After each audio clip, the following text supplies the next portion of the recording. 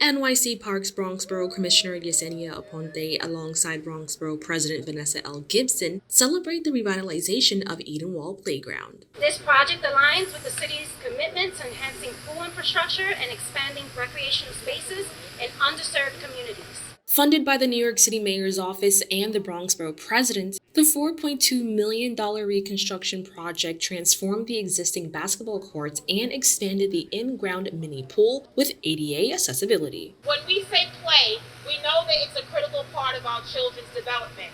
But playgrounds and swimming pools also foster community partnerships and engagement. It brings our children together. Expanding on this effort, Mayor Adams and NYC Parks announced Let's Swim NYC, a $1 billion capital investment in improving New York City pools. This is the city's largest investment in swimming infrastructure since the 1970s.